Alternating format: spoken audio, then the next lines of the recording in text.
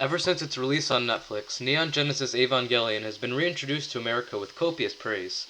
Longtime fans and newcomers alike found the show extremely interesting and deep. However, many new fans have never heard of the Evangelion Rebuild series, a remake of the show that is one of the highest grossing series in Japan. With the release of the latest entry coming sometime soon, I figured I would finally sit down and watch the movies. I will document the experience in 4 parts corresponding to the 4 films and give my newcomer opinion on them with no outside information.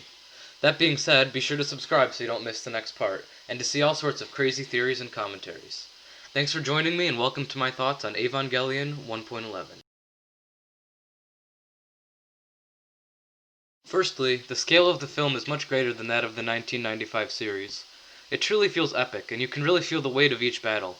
Every step of the Eva feels like a challenge, and I find that those details really suck me into the movie. Another thing that makes the movie feel welcoming for returning fans is the familiar shots that are expertly used to deliver scenes that feel like deja vu. For example, the shot of Shinji's hand covered with blood perfectly parallels a certain scene from End of Evangelion. It tells viewers that this is not going to be exactly what they expect, that it is the same Evangelion with a new format of storytelling. And while we are on the topic of a grander scale and reused perspective, let's talk about the expert animation. The film is absolutely beautiful, showing us a side of Eva that wasn't always reached by the original series. From the smoky hills of Tokyo 3 to the mysterious intrigue of Nerve headquarters, the animation is much more fluid and filled with life than in the original. But what else can be said about the movie that isn't based in visuals?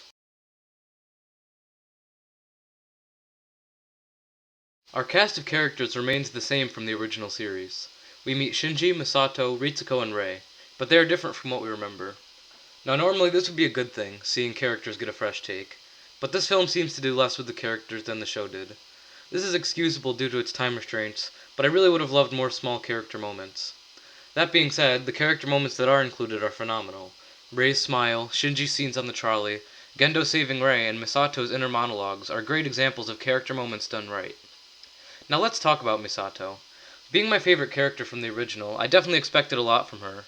And well, I'm still not sure what I think. They seem to have abandoned a ton of what makes her amazing, but they've also added things that make more sense thematically. She's trying really hard to convince herself that she isn't a child, which is made harder by the presence of Shinji. She can't help but think that she is just like him. As for Shinji himself, he is executed perfectly in this adaptation. I love how clear yet unpredictable his arc is, and I love his mission to find the purpose of others throughout the film. I'm excited to see what they do with him in the next entry.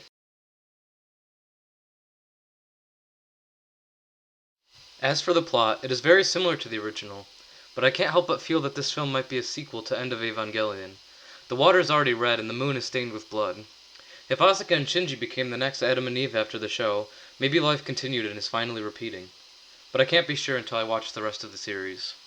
I also noticed that Seele was pro-instrumentality, a major change from the original.